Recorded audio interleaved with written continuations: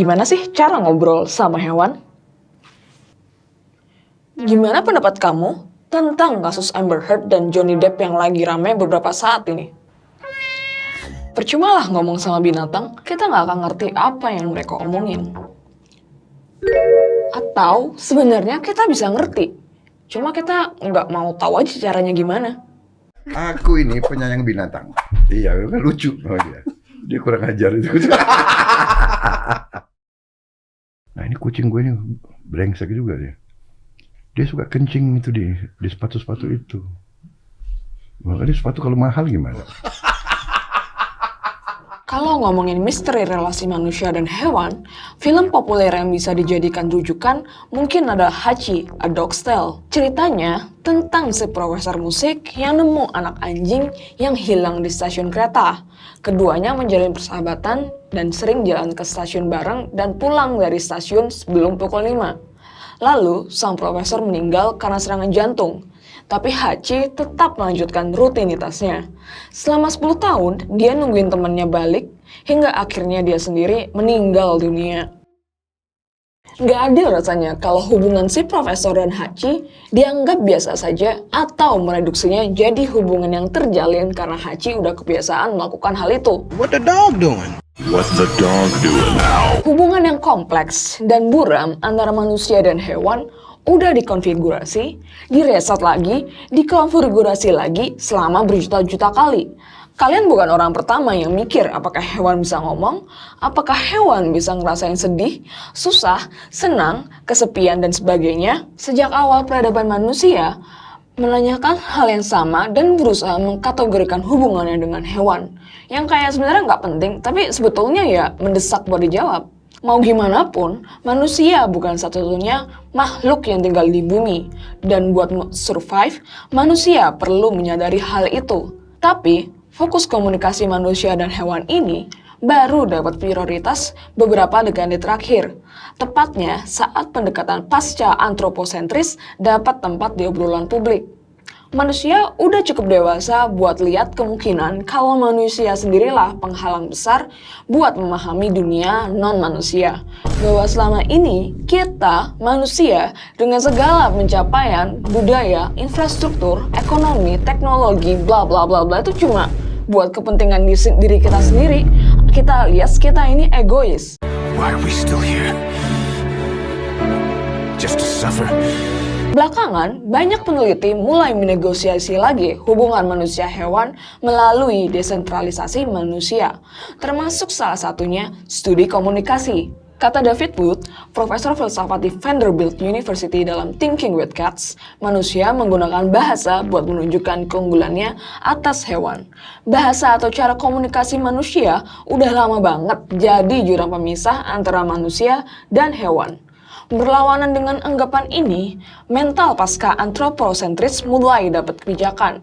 Kita seharusnya mempertanyakan kenapa dasar komunikasi ditentukan oleh praanggapan superioritas manusia, alias klaim sewenang-wenang dari bahasa yang dianggap eksklusif, pemberian evolusi dari alam buat manusia tok. Dan disinilah sudut pandang posthuman turut berkembang. Pegiat posthumanism berusaha membuktikan melalui banyak penelitian bahwa cara komunikasi kita yang kita anggap eksklusif selama berabad-abad sebenarnya dibatasi oleh persepsi manusia sendiri. Dari situ, posthumanis klasik berargumen kalau bahasa tuh bukan konsep khusus buat manusia doang, atau sesuatu yang cuma bisa dikuasai manusia, bahwa hewan juga punya bahasa mereka sendiri dan terlibat dalam komunikasi linguistik juga.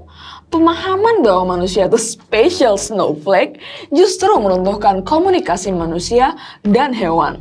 Lihat deh gimana impresifnya sistem komunikasi lebah madu. Seekor lebah pencari makan yang udah nunggu bunga bakal balik ke sarang, kasih info lokasi ke pencari makan lain.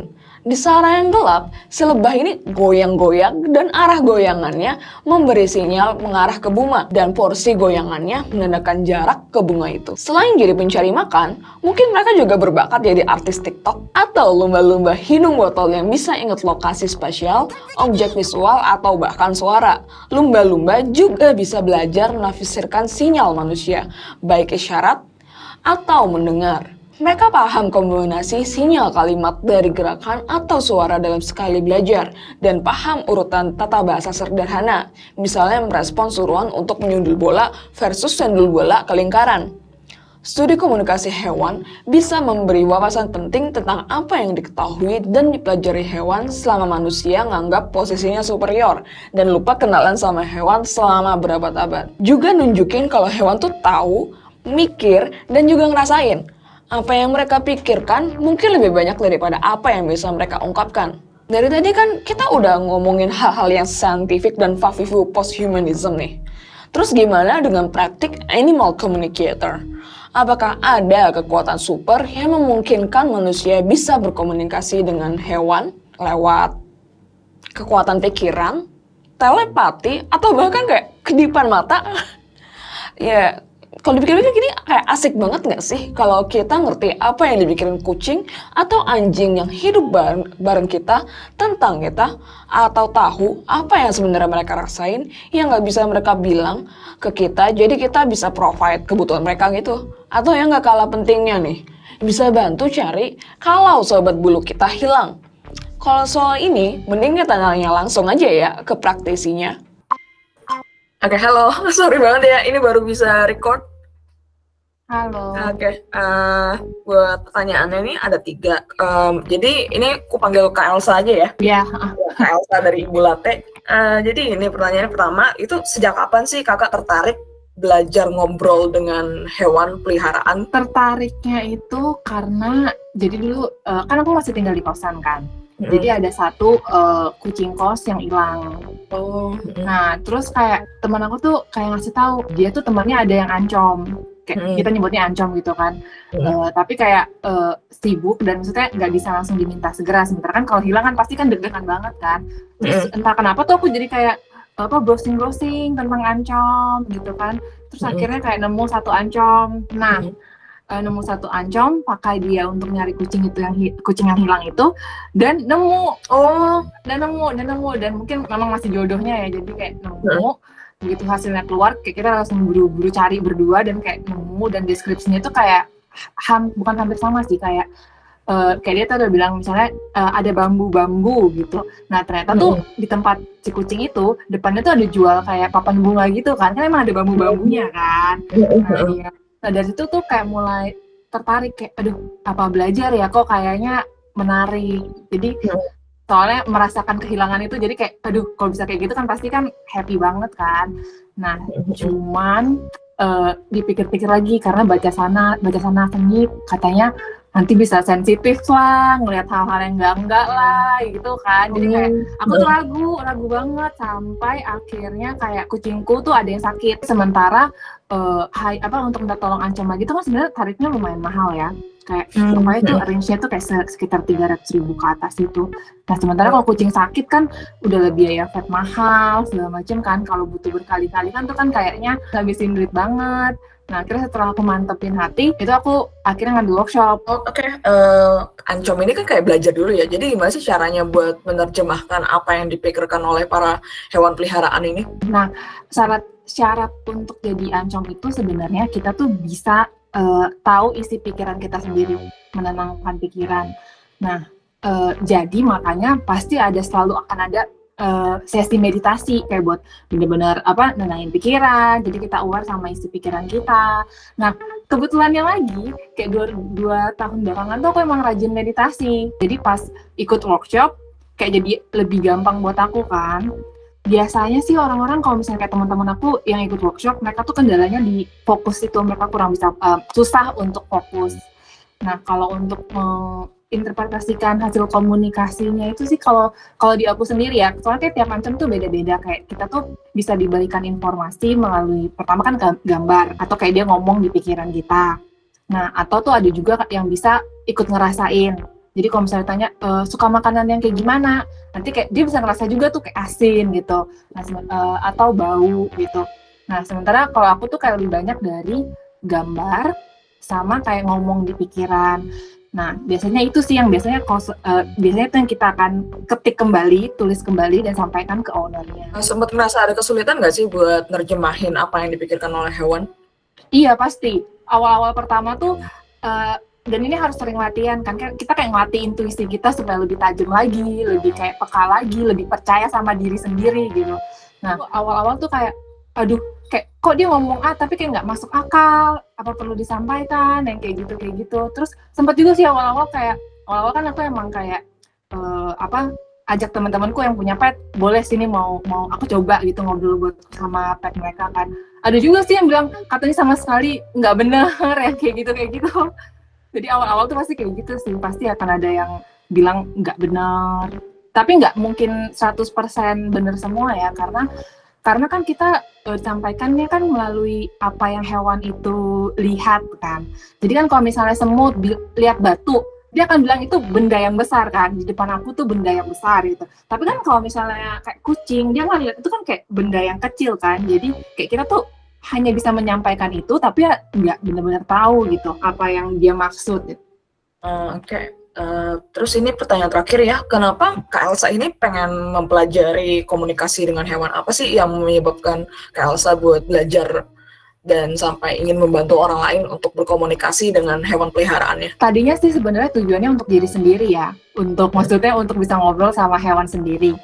Tapi ternyata kalau sama hewan sendiri itu karena mungkin kita udah ada attachment kan, kayak kita udah tahu dia gimana, terus kita pengen yang baik-baik tentang dia. Jadi tuh aku malah jadi nggak yakin sama hasil komunikasiku kalau aku ngobrol sama hewan sendiri. Takut bias gitu kan, maksudnya ini gue yang ngomong atau dia yang ngomong atau gimana kan. Nah ya udahlah, aku pikir ya udahlah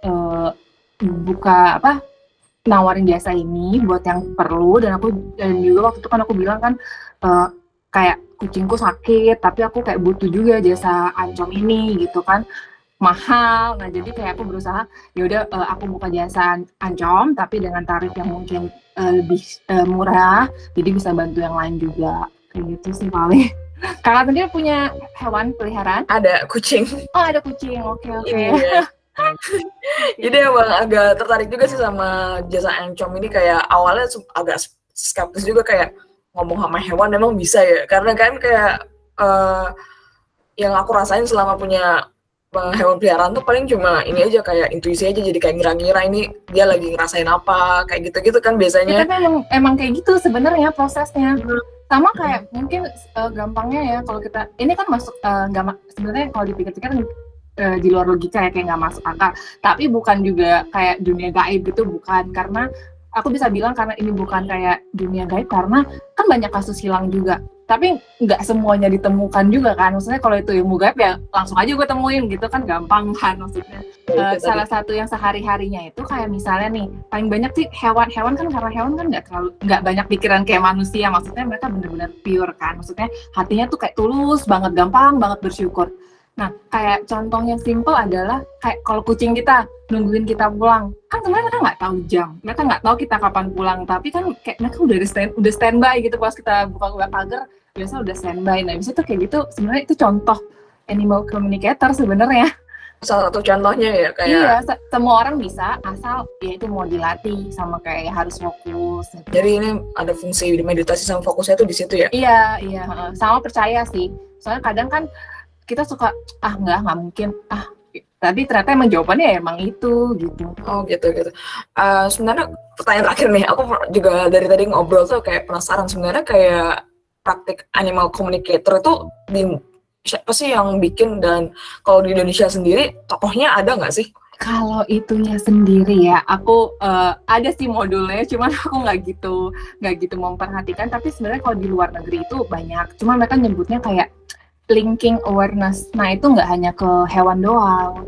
Jadi mereka pakai metode linking itu ya mungkin pakai intuisi, telepati atau soul connection gitu. Nah itu nggak hanya sama hewan doang. Mereka bisa bicara sama tumbuhan. Pokoknya yang punya soul menurut mereka. Cuman aku sendiri, bahkan manusia juga bisa. Ada yang bisa sama manusia. Nah cuman menurut aku sendiri kayaknya kalau yang lain-lain itu aku kurang ini kan.